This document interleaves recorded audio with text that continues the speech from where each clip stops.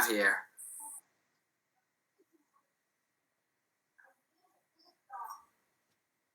Wheels are spinning. All right, episode 16. Your website could be better, let's make it right. Together we'll find it. All right, let's see if I successfully switched to headphone audio. That's the first time I've heard that, just right now. All right, best $11 ever spent. I know, right? Uh-oh. Just me. Okay, I'm back. We lost you there for a sec. I know. This is the name of the game with this show. So we're here today, episode 16, with Jake from Widewail. Jake, thanks for joining us. Yeah, of course. What is Widewail? What are we talking about today? Widewail is also a local Burlington agency. We focus on online customer engagement. We work with a lot of car dealerships around the U.S. And our primary service is responding to online reviews on behalf of the businesses. So reviews come in from customers. We write a high quality response, send it out, and then we're also helping our customers with Facebook engagement and Google question and answer engagement. Anything online that kind of helps with customer service and boosts SEO for local businesses we're working on. So, a lot of times, Bytes, we don't do a ton of like online reputation management stuff. A lot of times we just get, a frantic email from a client that has a horrible review that, something went wrong and now they've got a client that's left them a bad review that's right up at the top of Google. Why, how in normal times, how should a client really like set up online reviews, and how should they try to deal with it in a process instead of just waiting for a bad review and trying to hammer it there? Yeah. So I guess reviews become much easier to manage when you have a system in place, and it becomes much less personal in a lot of ways. I think it's easy to feel like attacks are personal and positive reviews are amazing, but you just kind of come up with a process that puts your company's best foot forward. So in terms of setting it up, we always recommend you start with Google. It is the biggest online review place on the web, and with about 57% of all reviews. And then Google and Yelp are 2 and 3. Then in terms of, should I start with negative reviews or yeah, whatever. Let's yeah. So I think if you have a negative review that comes in, don't forget that this is a public forum, and as much as you're trying to solve that customer's problem or deal with their frustration, you also want to keep in mind that every other customer that comes to your webpage from that point on will also read this response. So you want to have that potential customer in mind along with the customer that you're dealing with. So because of that, just going to check this out. So because of that, number one is always you want to get the conversation offline. So, sorry, there we go. So conversation offline, attempt to solve the problem, but recommend hey, sorry to hear you had a frustrating experience at our store. Please give me a call give a phone number, try to make it personal, and discuss the material issue over the phone or over email, something like that. The worst thing you can do is litigate the issue in Google reviews. So whether or not it's true or false kind of doesn't matter for the most part. It's about hearing the customer out, showing future customers that if they have a bad experience, they'll be able to get your attention, and they can expect good customer service no matter what experience they have. And then furthermore, always keep it professional and don't speculate on the facts. You don't know exactly what happened, so that's where the phone call really comes in. And then I think to wrap it up, just like, don't always apologize for the frustration, but don't admit guilt for the actual thing that they're accusing you of. Okay. It may be true, it may not be true, but you're not, like, don't give up, don't admit guilt if you don't have to. Right. Don't do that. Don't give that up first thing. Wait until you've actually, like, figured out what happened before admitting guilt. And I'm sure it's different too if you have like a small business where, it's just maybe, 2 people working and you were part of that actual issue that happened. Or, you were the one that served that customer and you can provide your perspective, versus if it's a larger organization and, they're complaining about an experience they had with a cashier while you were in the back stocking shelves, or, I like that idea of just kind of taking it offline and having the conversation. I mean, I've certainly been there before with our own website, starting down the path of, with our own reviews, starting down the path of writing the novel back to them, because it's easy to get caught in that trap of, everyone's probably seen on social media or on, Reddit or whatever, that picture of the business owner that just shuts down the customer.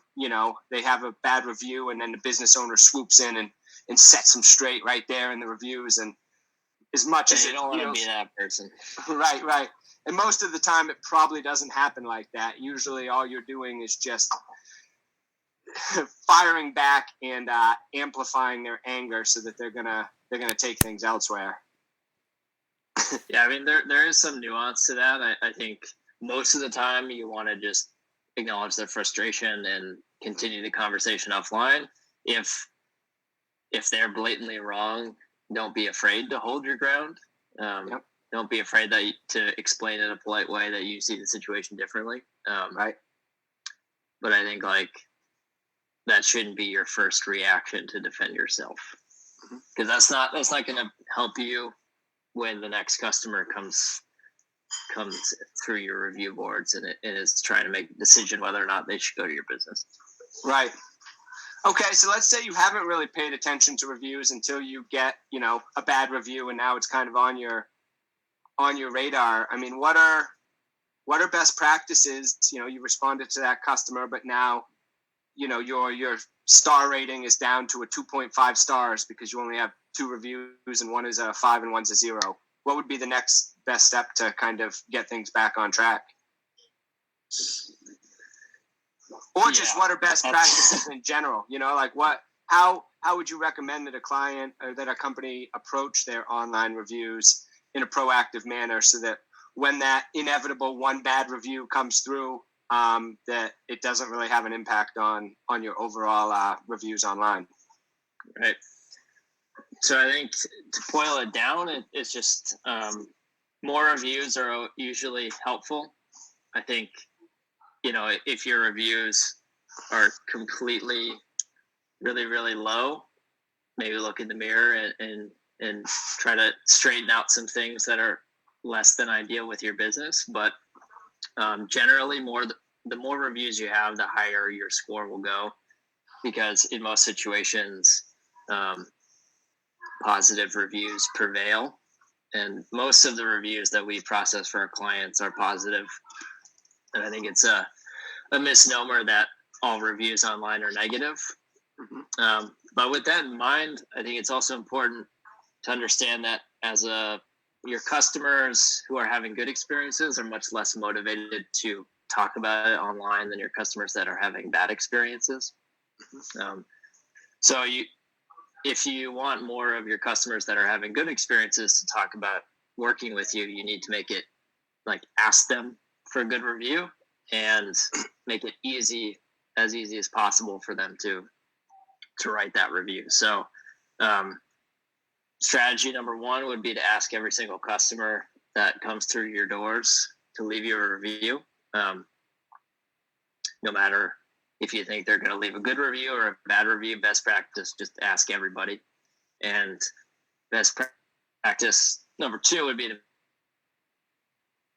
make it as easy as possible for them to leave a review. So the free way to do it is to send them an email, and there's this thing called the Place ID Finder that Google has set up, where you can basically set up a link to your specific Google account, and they click the link in the email, and it pops up a prompt for them to write a review of your business in one click. So that would be the easiest way, free way to get started. I'm going to share my screen, Jake, real quick. Let me try not to close out of this Hangout. Google Bytes.co. Can I send you a link? Yeah.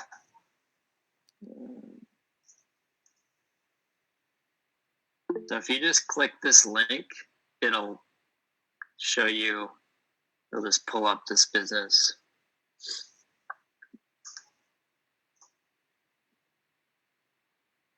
So just give it a sec. Yeah. So yeah, you put that link into an email, they click it, opens up Google, prompts you right away automatically to post a response. So that's cool. The easiest way. So I'm here on my my Bytes.co Google page. Let's go to Google reviews, maybe. Where do I find the link? Where do I get that link to write a review? Is it click on this and then use this link? Oops. It's called the Place ID Finder. Place ID Finder. It's in, yeah. I wrote about it in an article on the Widewail website.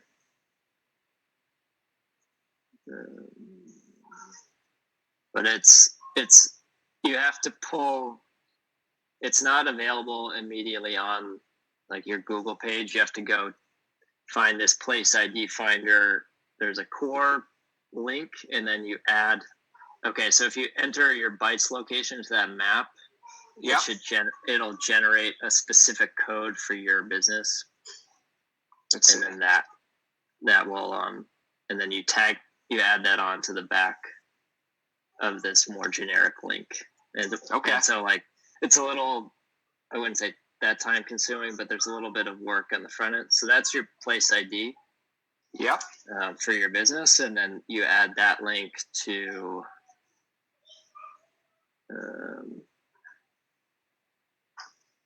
the core link, which I think is just like the beginning of the link that I sent you without the Pingala. Got it. Code in there. Okay. So that is like that's a good starter technique to once you get that link figured out once. Yep. Just use that over and over. You can email that to customers. The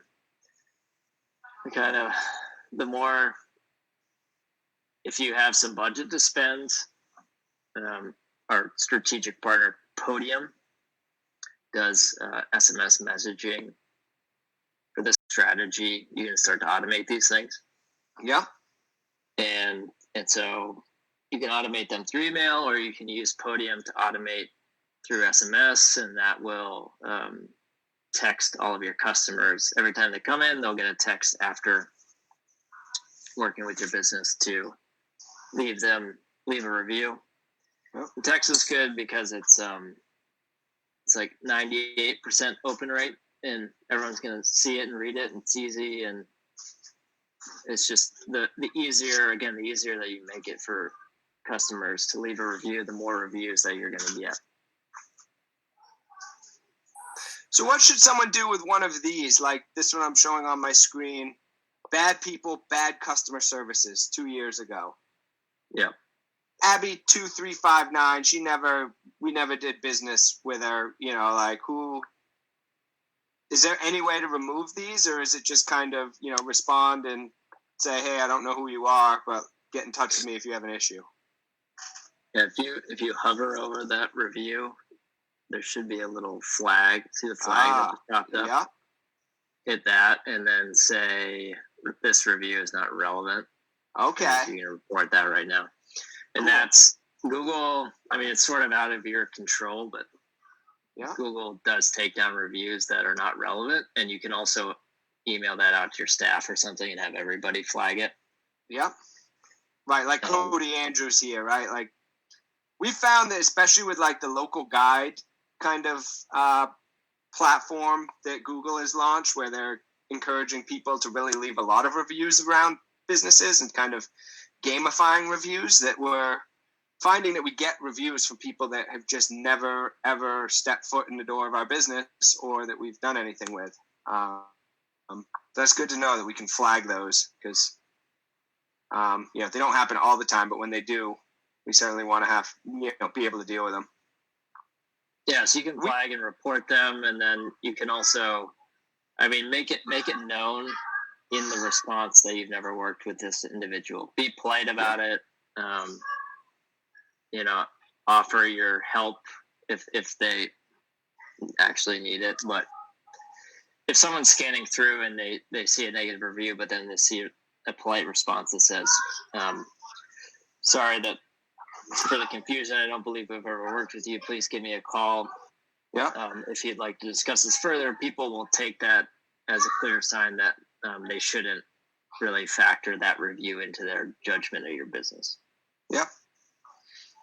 Yeah, and obviously, if someone wants to take control of their own business's Google reviews, the first thing you got to do is go see if you have a Google My Business account, if you have a business listing that's already on Google, and you can click on Manage This Listing. And a lot of the time, if it's unclaimed or if someone else has claimed it, maybe a past employee set this up for you, there is a process that, business owners can work through to claim their business listing, so that then you have the ability to respond, because you won't be able to respond as a business owner unless you have this, Google My Business listing as part of your Google account.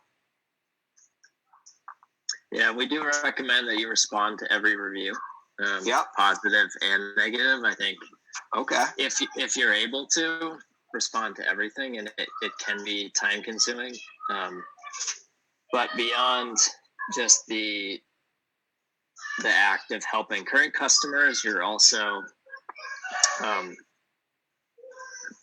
what's going on over there, Pete? Just life at this point. It's you can get a really good SEO boost out of review response. So if you think about Google's objective with local listings, with your GMB account, all that stuff, is to provide people searching for a local problem that they're trying to solve, whether it's a car dealership or a restaurant or whatever. They're trying to provide the best solution to their search. Mm-hmm. And to do that, they only can use the information that's available online. So whatever you put into your GMB account, whatever the reviews say about you, and whatever you're writing in the review responses, that's the textual information that Google has to make that determination. So besides helping your customers to, acknowledging that they had a good experience or helping them solve a problem, you're also providing Google with double the amount of new and relevant information that they have to pull from in order to make an assessment if this is a good business for them to put at the top of the list for somebody searching. So, for instance, you might want to respond to our reviews with hope we had a great time designing your new WordPress website with you. Looking forward to working together in the future. Something like that, where we could get maybe like a keyword like WordPress or website into the review. Is that what we should be aiming for? Yeah, absolutely. So the difference between negative and positive reviews is mostly SEO focused. Okay. So when you're responding to a positive review, it's in your best interest to make it personal by using the customer's name, put in your business name, spelled correctly in the full name. Yeah. People will write keywords in that are close to the right keyword, but they're not the exact right keywords. You can correct that. If you have products or services that you want to tote, you can put those in WordPress, or for our car dealership clients, we'll put in 2019 Toyota Tacoma into the response. You can you have full control over putting keywords into your responses, and I think that's the unique advantage of the response versus the review itself. And additionally, you can put in your company values as well. So if your car dealership is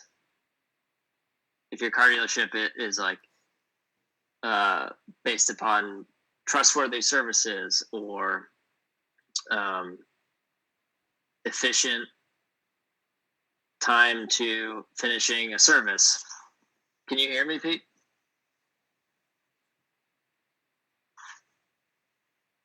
I can't hear. You're mute. Your mic. I'm unmuted now. Yeah. Okay. There we go. So a restaurant would be like, hey, thanks for coming in. You should join us next week for Taco Tuesday. Or a ski shop might be like, hey, I hope you enjoy those, Volet backcountry skis that you picked up. Shoot some pictures and send them our way. Yeah, so you have full control, which is you have full control over the basic information in your GMB, but beyond that, the information that's consistently updated is really just the review responses. Is the only thing that you can really fine tune. We built this thing that was pretty cool a couple years back for a client that he did basement waterproofing. Ultimately went out of business because he probably didn't, look himself in the mirror when he was getting bad reviews, and he ultimately just got hammered with bad reviews and lawsuits, and ended up wasn't running a great business, it turned out.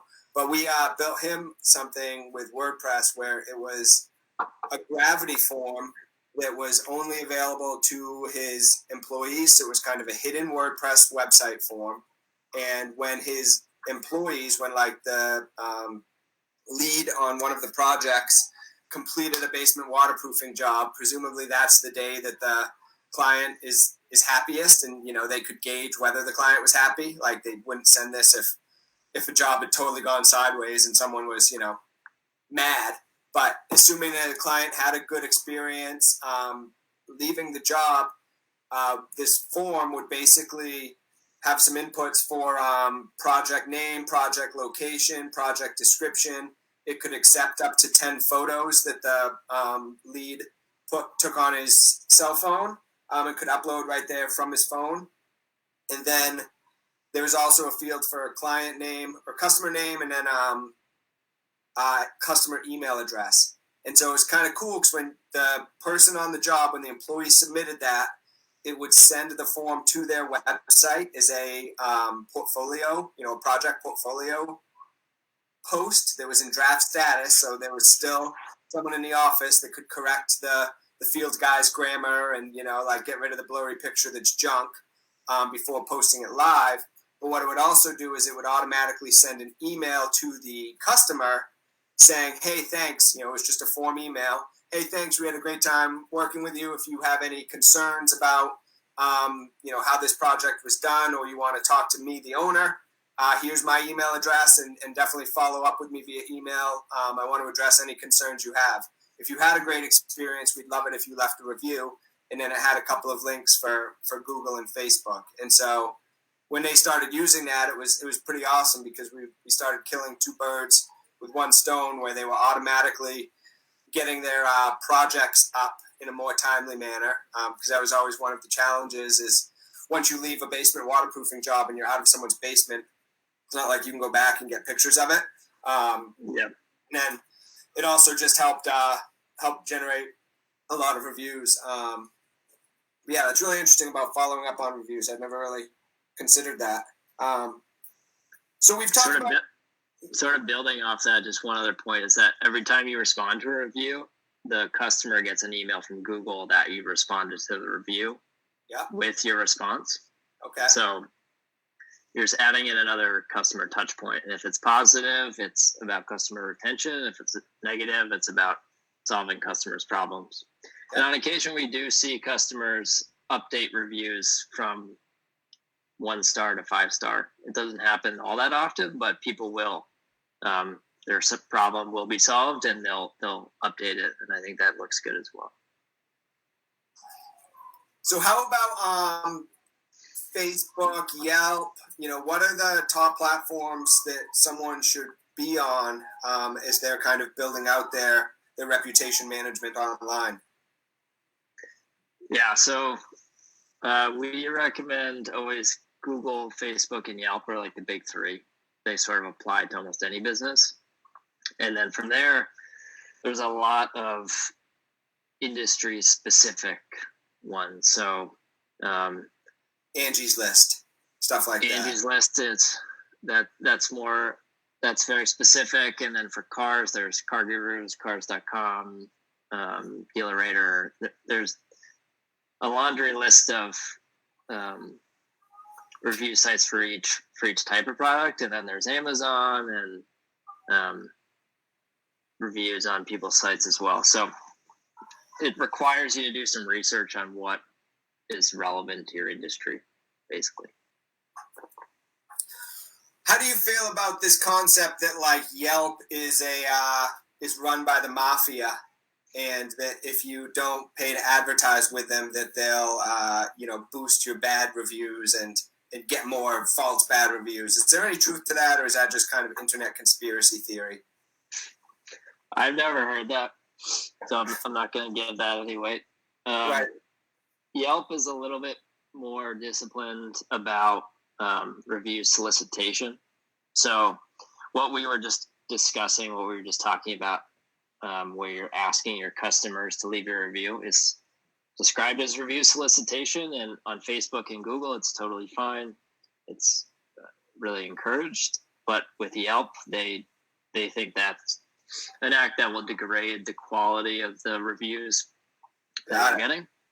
I think there's some evidence to say maybe it just produces a more negative set of reviews, but it definitely depends upon your business. Just due to the fact that customers that have had positive experiences are less motivated to write reviews. So there is this concept of review gating, where if you know somebody had a bad experience, you don't ask them for a review, and if you know they had a good experience, you do ask, and that's you can get into trouble with Google for that. They'll take down your reviews if they know that you're review gating.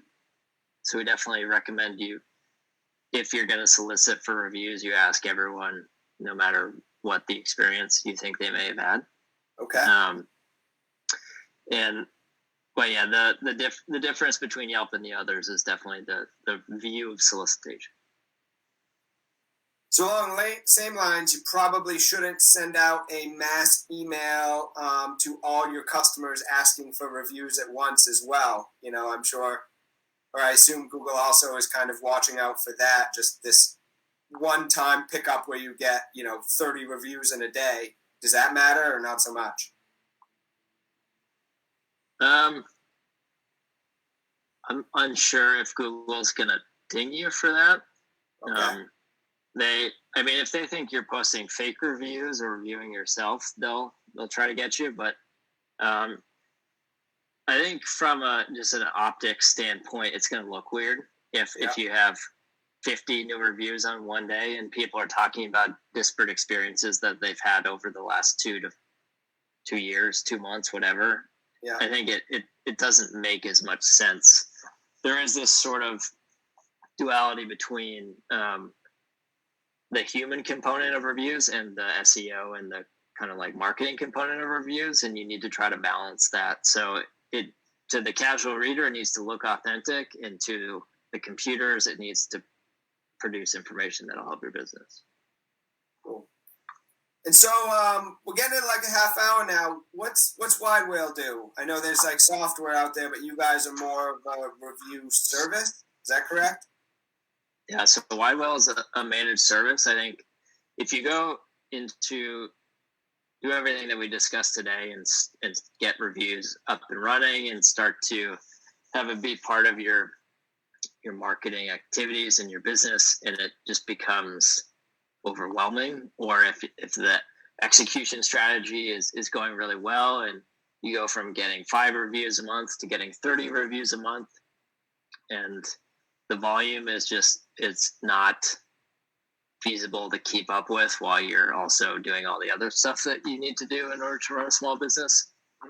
Our job is to come in for a price that's a lot cheaper than hiring somebody in-house to respond to all your reviews and manage your review content on behalf of the business. So we have a technology platform that basically brings in your review content into one location that our staff can respond to reviews from. We respond to all of your positive reviews on behalf of the business, and we send you suggested responses to negative reviews using all the techniques that we've discussed earlier on. So like what we mentioned before, our staff is obviously not in the store with you, so we're not able to make a determination whether or not you actually did work with that customer or if they're lying or not, all that.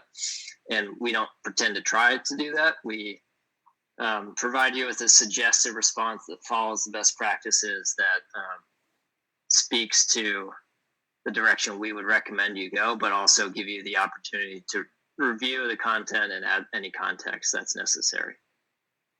Cool.